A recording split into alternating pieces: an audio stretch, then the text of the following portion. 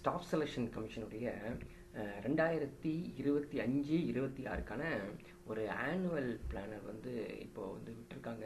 So நம்மலாம் எதிர்பார்த்துட்டே இருந்தோம். So staff selection கமிஷனில் வந்து கவர்மெண்ட் மினிஸ்ட்ரி டிபார்ட்மெண்ட்டில் எப்படியாவது ஒரு போஸ்ட் வேணும் அப்படிங்கிறதுக்காக எதிர்பார்த்துட்டு இருந்தோம் இல்லையா. அது 2025-26க்கான இப்போது புதுசாக ஒரு பிளானர் விட்டுருக்காங்க. ஸோ அந்த பிளான் என்னங்கிறது நம்ம பார்க்கலாம்.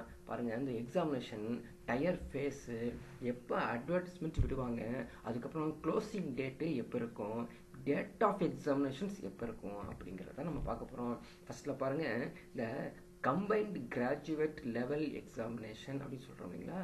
அந்த 2025க்கான டயர் 1 வந்து நோட்டிஃபிகேஷன் வரக்கூடிய டேட்டு ஏப்ரல் 22, 2025.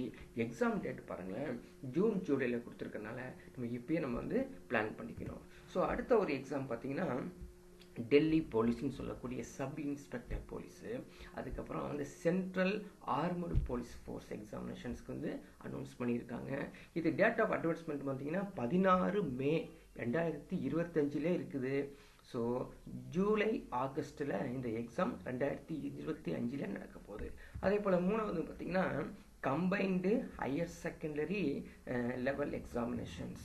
இது டயர் 1க்கான நோட்டிஃபிகேஷன் வரக்கூடிய டேட் வந்து மே 27, சரிங்களா. Exam date July August 2025. நான்காவதாக நீங்கள் பார்த்தீங்கன்னா மல்டி டாஸ்கிங் ஸ்டாஃப் எம்டிஎஸ்ன்னு சொல்லக்கூடிய இந்த எஸ்எஸ்சியில் நான் டெக்னிக்கல் போஸ்ட்டுங்க.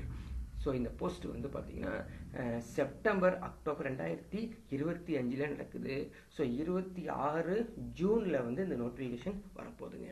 ஸோ நம்ம பார்த்தீங்கன்னா 2025 பொறுத்த வரைக்கும் ஜூன்லேருந்து அக்டோபர் வரைக்கும் தொடர்ந்து நம்ம எஸ்எஸ்சி எக்ஸாமினேஷனுக்கான ப்ரிப்பரேஷன் இப்போ நம்ம ஸ்டார்ட் பண்ணிட்டோம்னு வச்சுக்கோங்களேன். உங்களுக்கு எல்லாத்துக்கும் வந்து 2025 கண்டிப்பாக ஒரு ஸ்டாஃப் செலெக்ஷன் கமிஷன் மூலமாக ஒரு சென்ட்ரல் மினிஸ்ட்ரி டிபார்ட்மெண்ட்டில் கண்டிப்பாக வேலை கிடைக்க போகுது. ஸோ இப்போயே நீங்கள் பிளான் பண்ணி இந்த ஆனுவல் பிளானை ஸ்டோர் பண்ணி வச்சுக்கிட்டு தொடர்ந்து நீங்கள் படிச்சுட்டு வாங்க. அடுத்த பகுதியில் நம்ம பார்க்கலாம்.